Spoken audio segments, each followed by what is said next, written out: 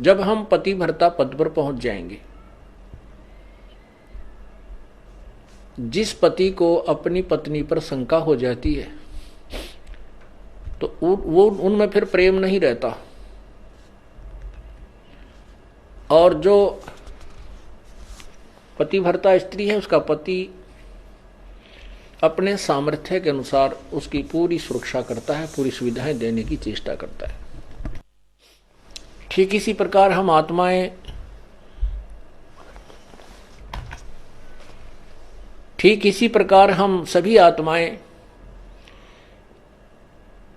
उस एक ही परमात्मा की हैं, वो हमारा पति है, सबका मालिक है।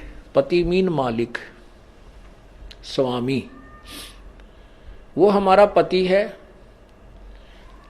और हम जब तक उसमें पतिव्रता की तरह आस्था नहीं बनाएंगे तब तक वो हमारी मदद, हमारी सहायता नहीं पूरी नहीं करेगा। जब हम पतिव्रता की तरह उसके, एक पतिव्रता का अर्थ है कि जैसे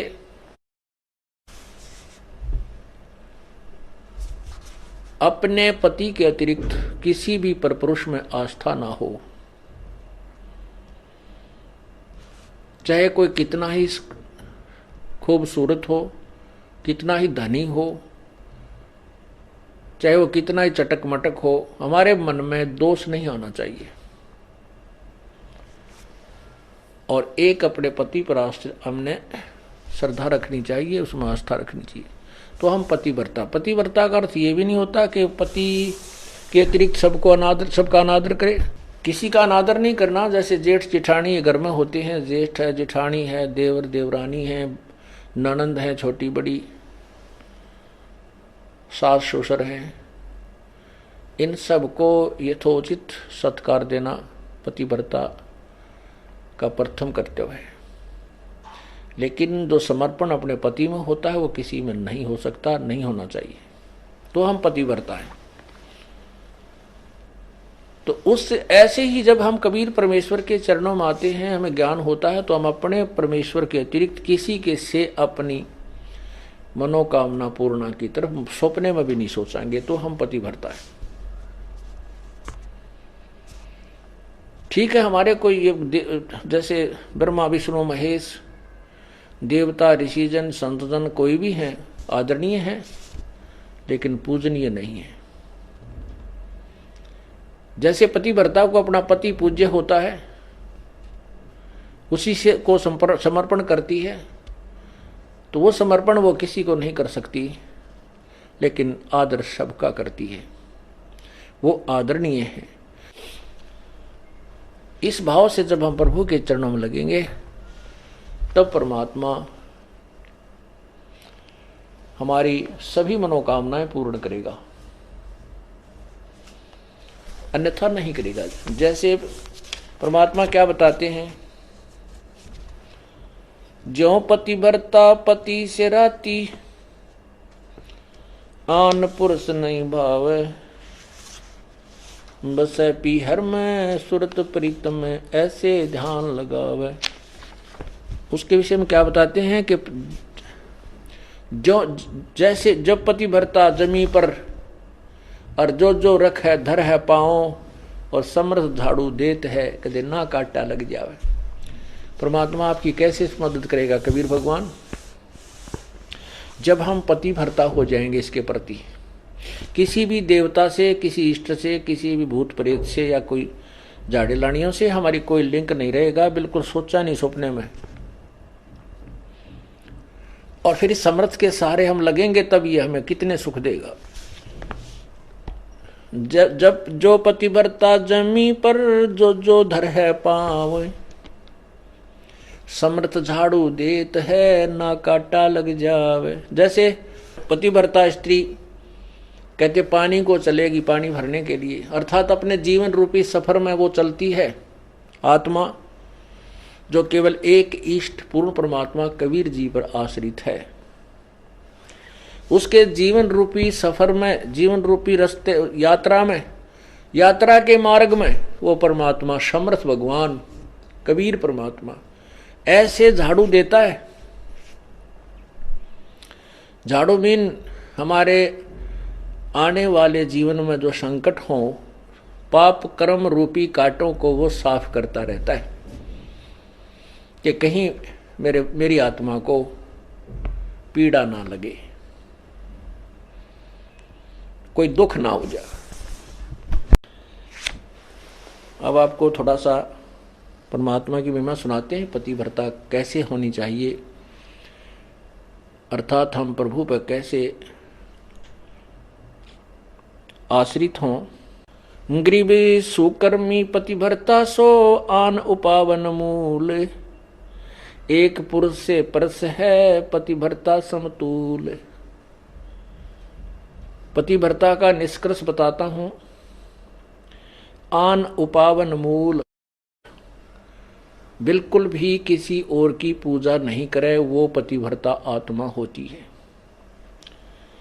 एक पुरुष, जैसे इसमें दोनों ही पहलुओं पर विवरण दिया है, जैसे स्त्री अपने ही पति एक ही पुरुष पर आश्रित रहे,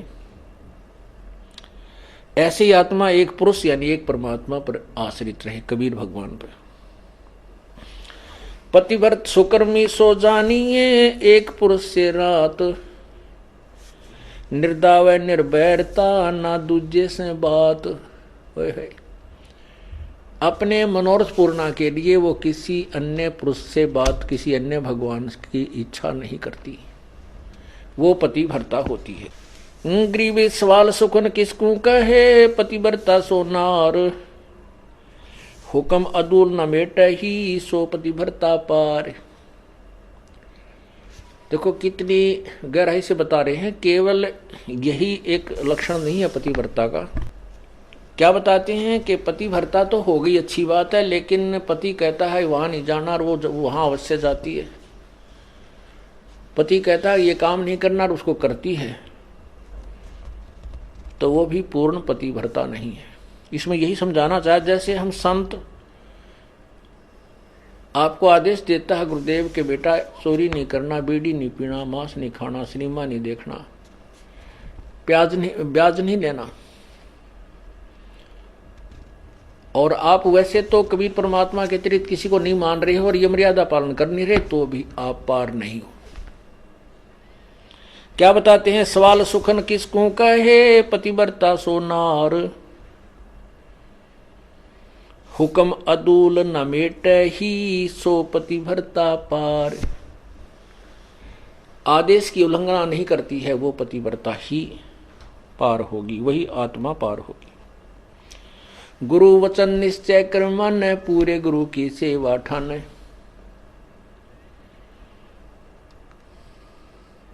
भाई जो गुरु बचन पे डट गे रकट गे फंद 84 के, कट गे फंद 84 के, कट गे फंद 84 के। भाई जो गुरु बचन पर डट गे रकट गे फंद 84 के। वस्तु मिली ठोड़ की ठोड़ मिट गी, मन पापी की दौड़। वस्तु मिली ठोर की ठोर मिट गी, मन पापी की दौड़। भरम मिटे मुथरा काशी के, भरम मिटे वो मुथरा काशी के। भाई जो गुरु बचन पर डट गे, कट गे फंद 84 के। अब जो गुरु की आज्ञा का पालन करते हैं, सत्साधना करते हैं, फिर उनको वस्तु मिल जाती है जिसकी तरफ में वो घूम रहे थे। फिर वो मथुरा में भगवान रहता है, वहां परिक्रमा देने से भगवान मिलता है, वृंदावन जाने से मिलता है, काशी में भगवान है। कहते ये भ्रम हमारे फिर सब मिट गए।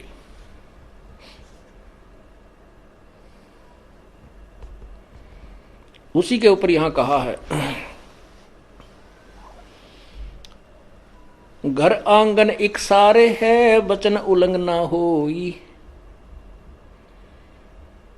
घर आंगन एक सार समझे, पतिव्रता अपने घर में रहे चाहे बाहर रहे, उसके आव भाव, उसका चलना बैठना, उठना बोलना ऐसा ही रहे जैसे वो घर में रहती है, बाहर भी एक जैसा ही व्यवहार करे और वचन उल्लंघन ना करे। घर आंगन एक सारे है, वचन उल्लंघन ना होई, आन खसम से ओलने पतिव्रता है सोई। आन खसम यानी और अन्य पति नहीं बनावे, उससे ओलना माने आड रखे, पतिव्रता है सोई। आन खसम से हंसत है वो चंडी चोर चुड़ैल, जिनसे क्या घर बासे है, घर में बसे घुड़ैल। अब क्या बताते हैं परमात्मा के जैसे कोई पतिव्रता स्त्री दूसरे पुरुष के साथ मजाक करती रहती है,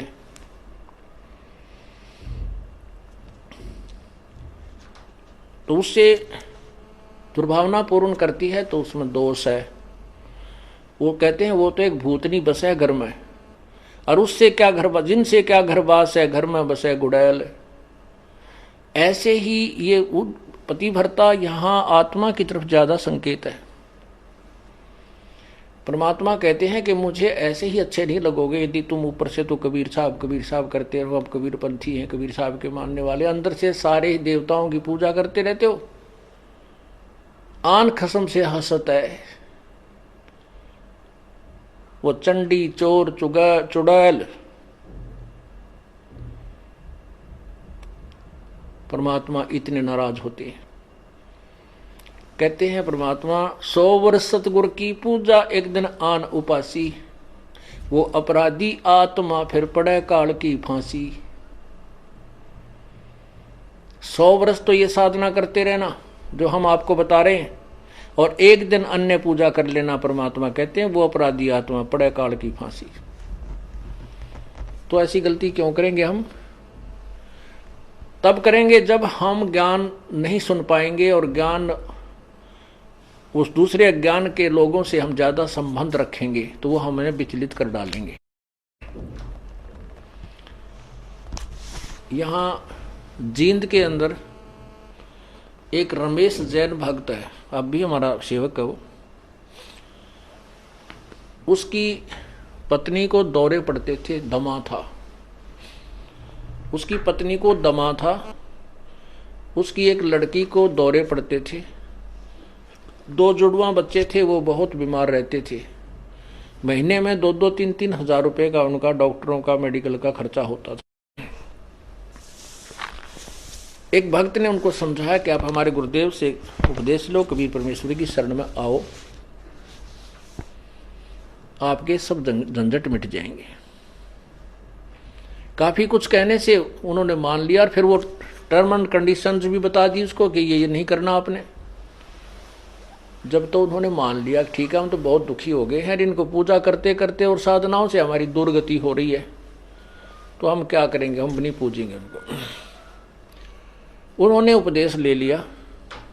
उपदेश लेने के बाद उस बहन के 2-3-4 महीने तक कोई दमा नहीं, लड़की का दौरे पड़ा करते, उसका कोई दौरा नहीं, बच्चे स्वस्थ हो गए। वो तो इतनी खुशी मनाई, ओहो हे भगवान, भगवान मिल गए हमें। तो परमात्मा कहते हैं पर्वत पर्वत में फिरा,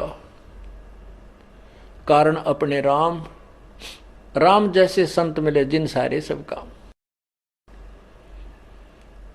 अब क्या हुआ कि उसने वो 3-4-5 महीने के बाद ये गुग्गा पीर का दिन आ गया,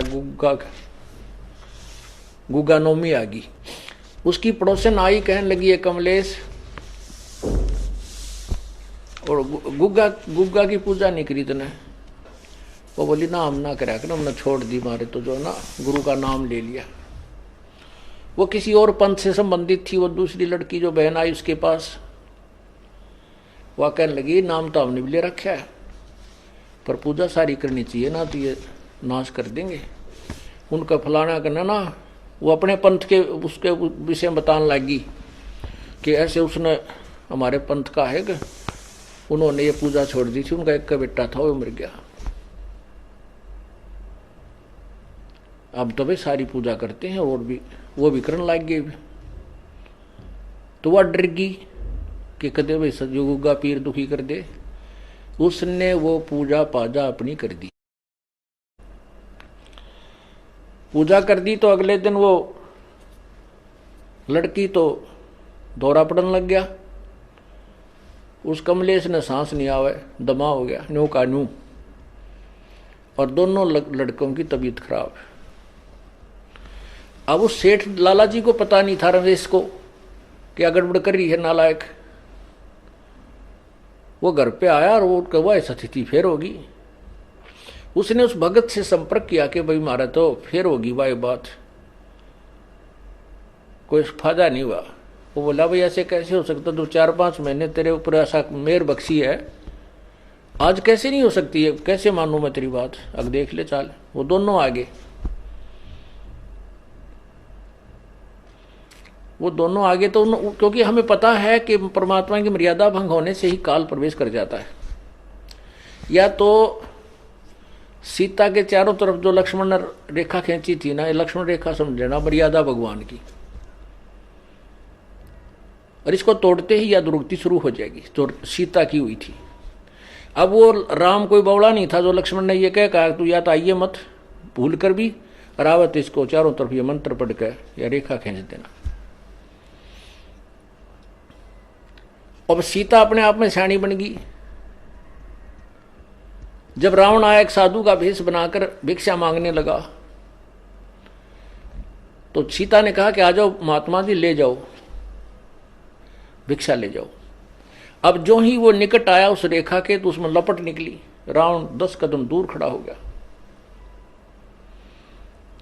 तो उसने कहा कि माई भिक्षा देनी है तो बाहर आकर दो, नहीं तो हम नाराज हो जाएंगे, ये कर देंगे। इसमें तुमने पता नहीं क्या मंत्र पढ़ रखा, ये मुझे आगे नहीं आने दे रही। अब सीता जी ने सोची कि बिजली पड़े साधु तो है, 1 मिनट में देकर आटा डालकर वापस आ जाऊंगी। तो या तो उसकी नालायक सोच थी अपनी, जबकि वो महापुरुष कह के गए थे इसे बाहर मत निकलना, रही साधु है तो अपन आ जाएगा अंदर। यदि ये साधु है तो इस लक्ष्मण रेखा को पारे करके आ जाता, तो साधु भी कहाँ है वो, इस रेखा से डर गया। तो उसने ऐसा ही किया, मर्यादा भंग कर दिया, लक्ष्मण रेखा उल्लंघ गई। फिर देखो क्या दुर्गति हुई, रावण उठा ले गया। 12 वर्ष तक उस रावण के बाग में बिरान मट्टी हुई। पुण्यात्माओं, ये लक्ष्मण रेखा समझ लेना जो परमात्मा के नियम है। यदि तुमने अपनी सुरक्षा चाहिए तो लक्ष्मण रेखा से बाहर मत जाना, फिर देखना खेल मालिक का। तो उसने क्या हुआ कि वो कहने लगा भाई तुमने कोई और पूजा की है। रमेश बोला ना बिल्कुल नहीं, कति नहीं कर दिया, हम तो छोड़ दी सारी उस दिन तक। अब उसका गले उतरा नहीं उस भगत के कि तो हो ही नहीं सकता, जब तक हम मर्यादा नहीं तोड़ेंगे तो यह हानि नहीं हो सकती, यह हमारे भगवान का नियम है। तो वह लड़की उस रमेश ने पूछा उस कमलेश से क्यों वो घर में रहती है, कितने कोई और पूजा की? वो बोली ना मैं क्यों करूँ थी। वह नो डरती ना बतावा कर रही थी कि वो गड़ेगा, सोमा होगा, गुस्सा होगा। तो भक्त यूं कह रहा था जी मैं वैसे ही घूमतू ऐसे ऐसे बाहर न निकल गया, परमात्मा ने भेज दिया। तीसरा दिन था वो, जैसे आज गुग्गा नवमी थी, 10वीं उनकी ब्रह्मटी होगी, एकादशी को वो वहां गया। तो घूमता घूमता पीछे को चला गया, बरंडे के साइड में, एक पिछली साइड में बरंडा था, बरंडे से इधर रसोई के पीछे, रसोई बरंडे के अंदर खुला थी, पीछे उसके खाली स्थान था वैसे नीचे कच्चा। वहां क्या देखा कि एक थाली रखी पुरानी सी, और उसमें 2-4 जोत सी लगा रखी है आटा बना के। तो वो उसने कहा कि आ भाई रमेश आजा दिखाऊं तेरे को ये क्या है। कमलेश से पूछा कि वो क्या किया तने, वो क्या पूजा कर रखी है। फिर बताई उसने, आने वाली मैंने गुग्गा पीर की पूजा कर दी। वो भगत बोला वो गुग्गा फिर आ गया, थारा मुश्किल से काटा था। यो गुग्गा फिर बुला लिया तने, मुश्किल से निकाला था गुरुदेव ने, परमात्मा कबीर जी ने। अब चाट ले इस गुग्गा ने, पूज ले। तो वो फिर लग गया वह पैर पकड़ने, वह कहने लगी भाई मैं तो माफी मांगूंगी गुरुजी तय। तो उन्हें कहा भाई माफी मांग परमात्मा से जाकर पूर्ण रूप देश लो, तुम तो काम कति बिगाड़ दिया, थारी सुना तो सुना ना भी सुना। तो रमेश ने भी बहुत धमकाई हुआ बेबे, उसने सारी बताई जी मैं डरा गणी थी, और कोई आसपास यहाँ मेरे दूसरा सहयोग था नहीं जिसे मैं पूछूं अपने भगत था, वहां कोई भगत नहीं था। और मैंने सोची कि बिजली पड़ा है, एक दो बत्ती ला दूंगी, गुग्गा भी राजी हो जाएगा।